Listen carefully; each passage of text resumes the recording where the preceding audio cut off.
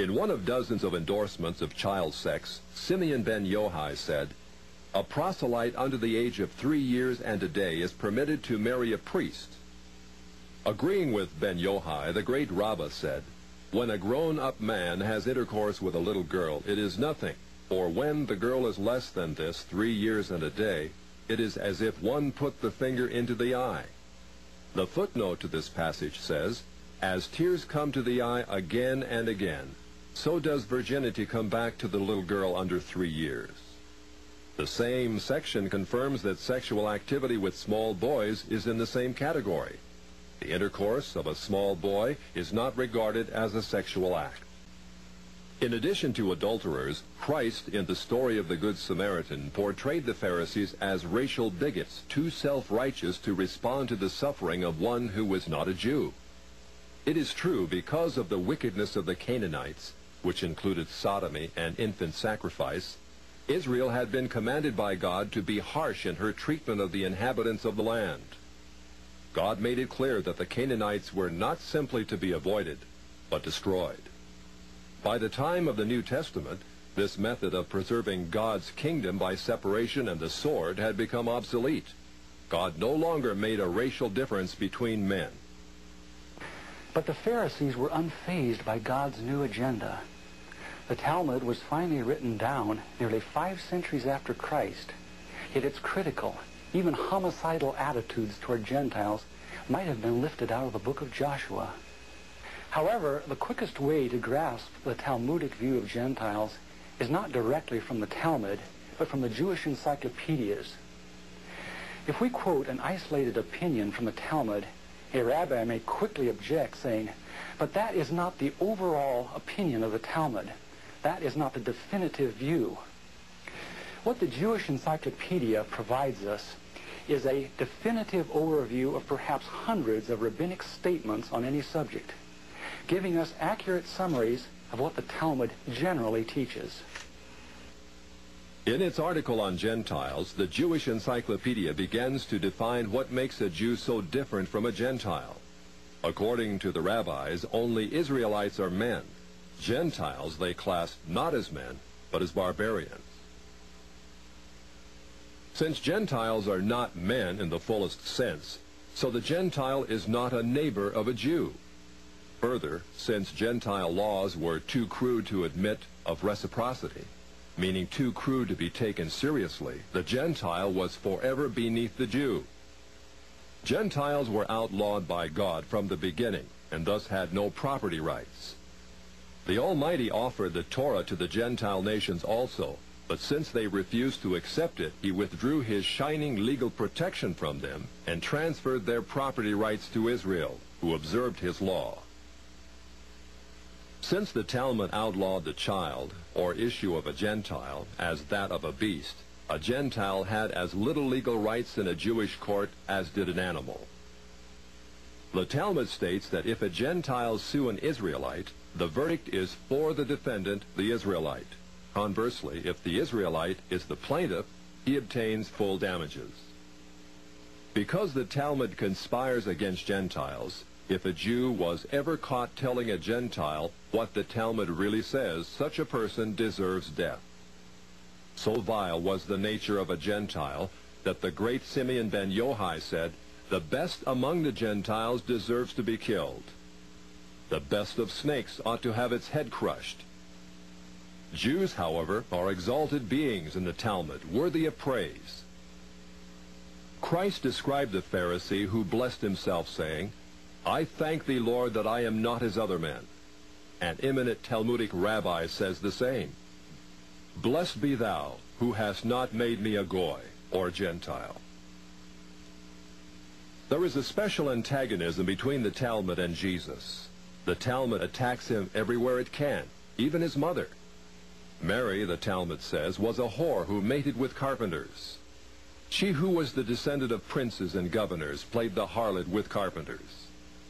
It naturally followed that the scribes declared Christ to be a bastard.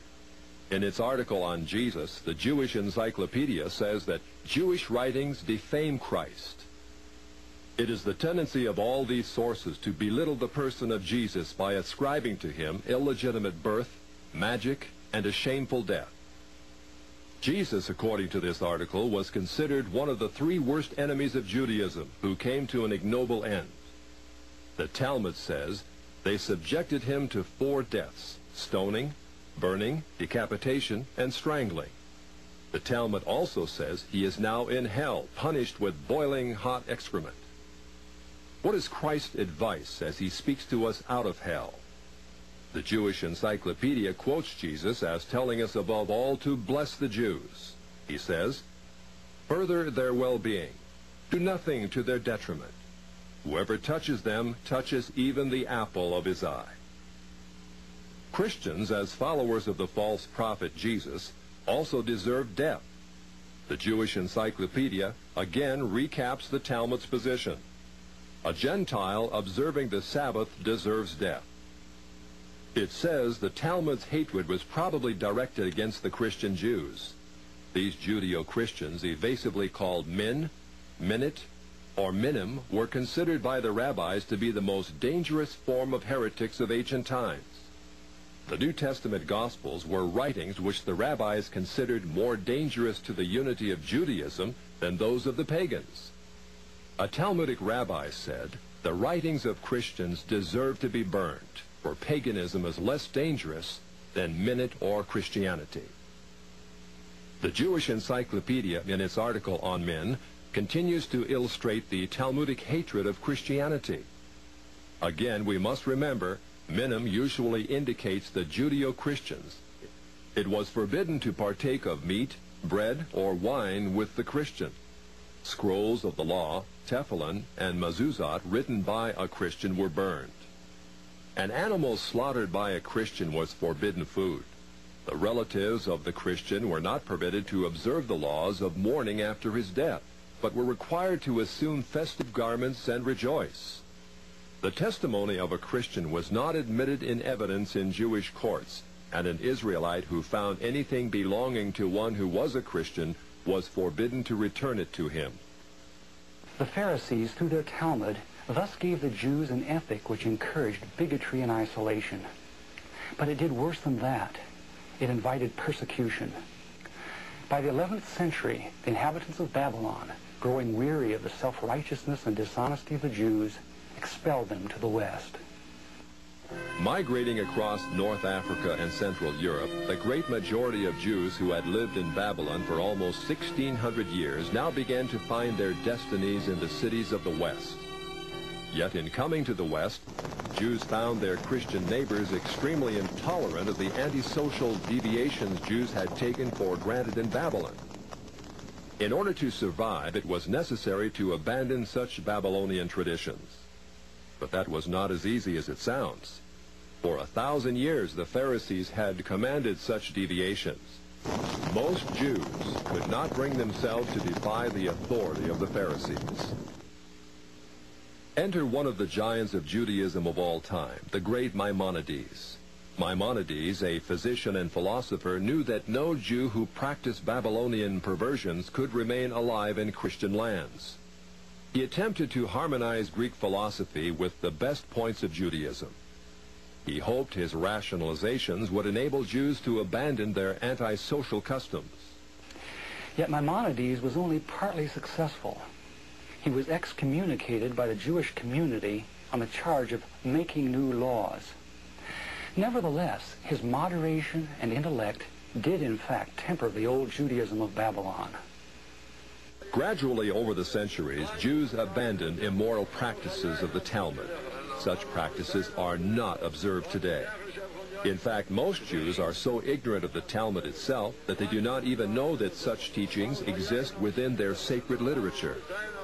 Yet the fact remains that when the Jews came to the West in the Middle Ages and attempted to accommodate the Talmud to Christian society, a tremendous conflict was created. In Babylon, Judaism could be perfectly consistent with the teachings of the Pharisees because the Babylonians were immoral as well. In Christian lands of the West, it became necessary to pretend that many of those teachings did not exist.